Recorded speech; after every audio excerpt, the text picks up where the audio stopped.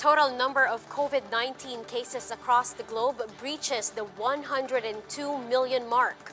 The United States still tops the list with over 26 million infections. The World Health Organization warns the so-called vaccine nationalism may extend the pandemic. If we lose trust in international collaboration through vaccine nationalism, we will all pay the price in terms of a protracted recovery. A global study shows that Johnson & Johnson's vaccine is 66% effective against COVID-19. The health department says no new case of the UK variant has been detected in the country based on the latest genome sequencing of COVID-19 samples. However, only 48 samples were tested for this batch due to global shortage of sequencing regions. And the city of Manila, which houses the world's oldest Chinatown, cancels all Chinese New Year activities because of the threat of the new COVID-19 variant.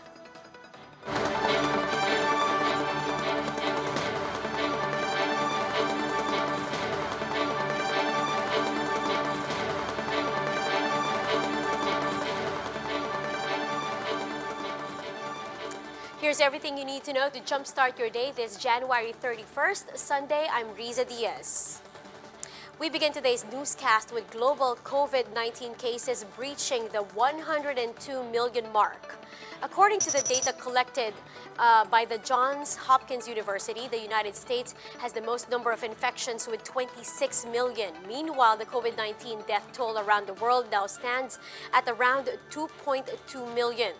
In the Philippines, total COVID-19 cases rose to over 523,500 as the health department logged 2,100 new infections on Saturday. Active cases are now at almost 37,000. 71 more people died from the disease, pushing the death toll to over 10,600. Total recoveries climbed to 475,900, with over 140 new survivors recorded yesterday. The World Health Organization warns against the dangers of vaccine nationalism, saying this will extend the coronavirus pandemic. WHO Director General Tedros Ghebreyesus said that many countries are rolling out vaccines for their own people, but it is leaving the world's least developed countries to only wait and watch. He adds that the pandemic exposed the weakness of the global health system, calling on all nations to rethink how to resolve the root cause of the medical inequalities.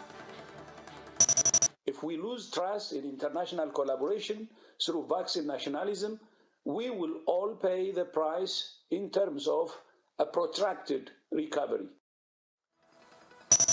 Now with this, the WHO is calling for free flow of vaccines and necessary ingredients.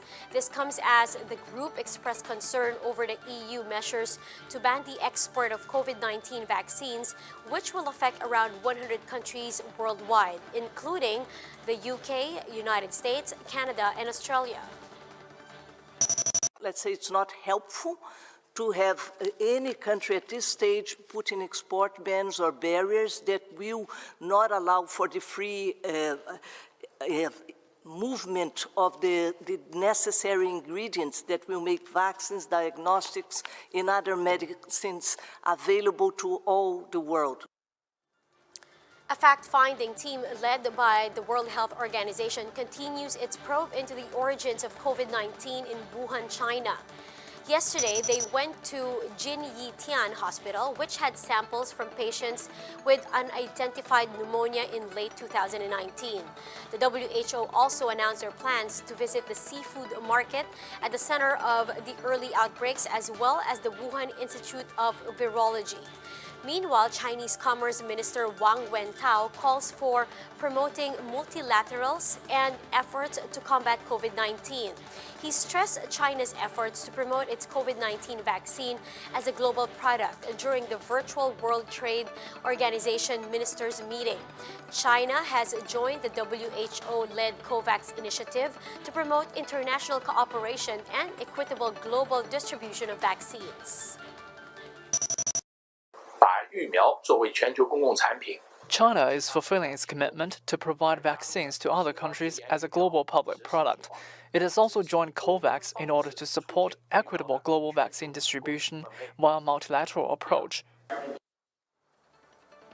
And we'll be back with more stories after the break. Keep it here on One News.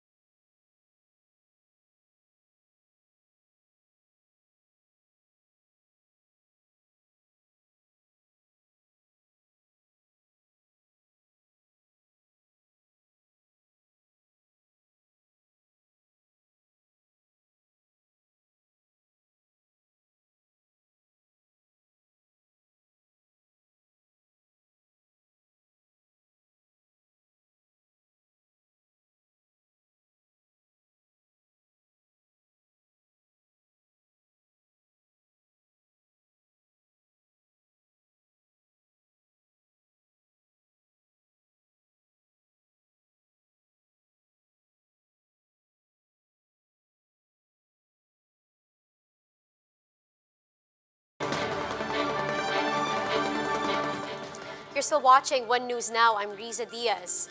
No new variant was detected from the 48 samples sequenced by the Philippine Genome Center, or the PCG. The health department says that out of the 48 samples, 23 were from the NCR, 19 from Calabarzon, 4 from the Cordillera Administrative Region, and 2 were returning overseas Filipinos. The DOH also says that 7 of these cases are already tagged as recovered. The PCG is also slated to sequence another 48 samples this coming week. Although no new case was recorded, the health department reiterated the need to observe minimum health standards to prevent COVID-19 infection regardless of the variant. The city of Manila has banned all activities for the celebration of Chinese New Year in the city due to the pandemic.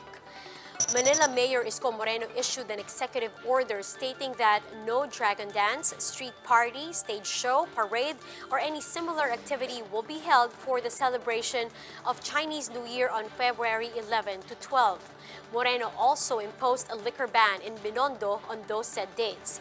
The use of firecrackers and pyrotechnic devices are also not allowed during the celebration.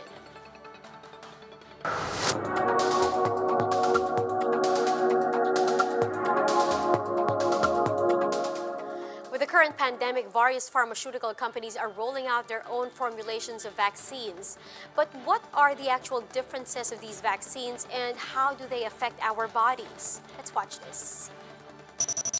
We know a lot about the mRNA technology, where they just take that little snippet of the instructions, the recipe for how to produce the spike protein. Your body reads that, makes the spike protein. The Johnson & Johnson is a virus vector, so they take an adenovirus from a chimpanzee and they modify it a little bit so that when it comes into your body, you again can produce some of those spike proteins and your antibodies respond to that. So it's all about mounting this response to the specifically the spike protein. So we really need that antibody response here. And then Novavax is totally different. So it's a coronavirus protein plus soap bark tree plus moth cells in order to produce, it's very interesting, in order to produce the spike protein that then your body again responds to. So the technologies are a little bit different in essentially how your body receives or makes, or both, the spike protein.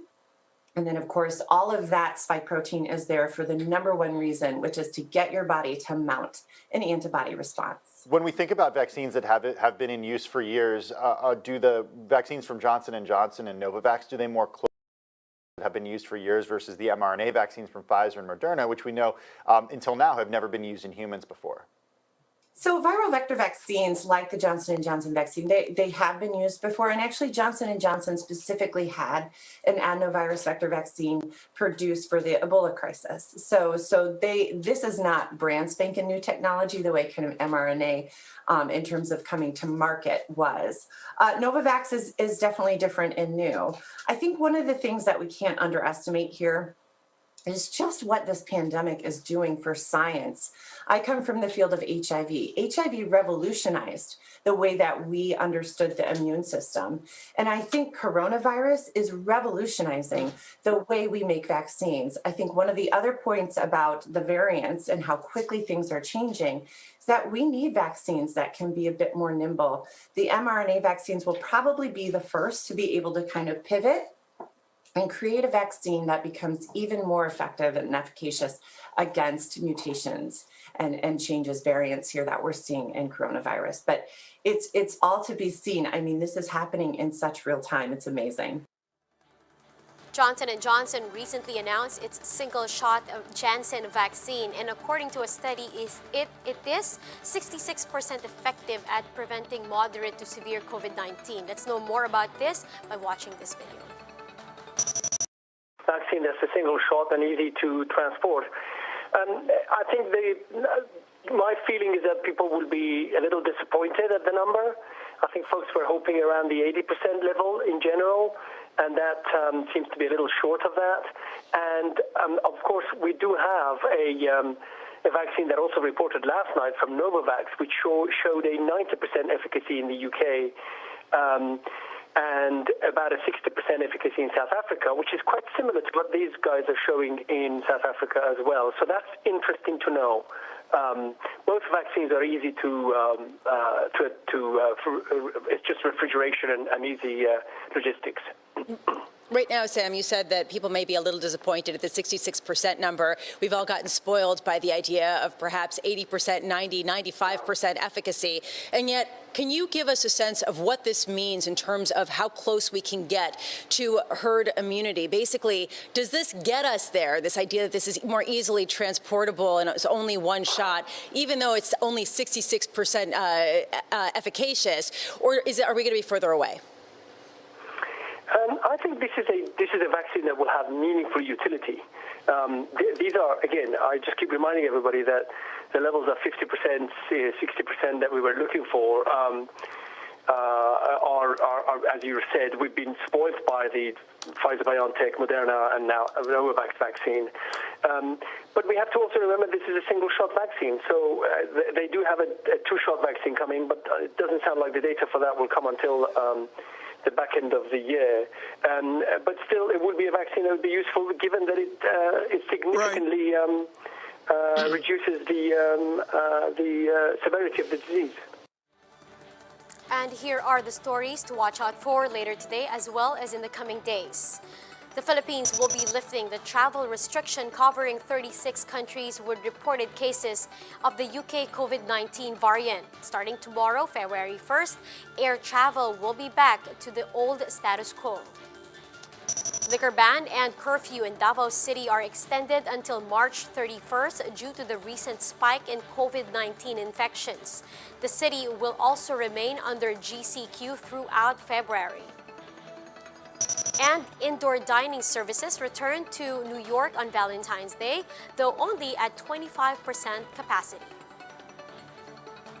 That's how the day is shaping up to be. Join us later at 9 in the morning as we monitor the day's biggest stories from sunrise to sundown. You can also catch One News on Signal Play app. Register for a free account now at www.signalplay.com and stream One News live anytime, anywhere. I'm Riza Diaz. We are One News.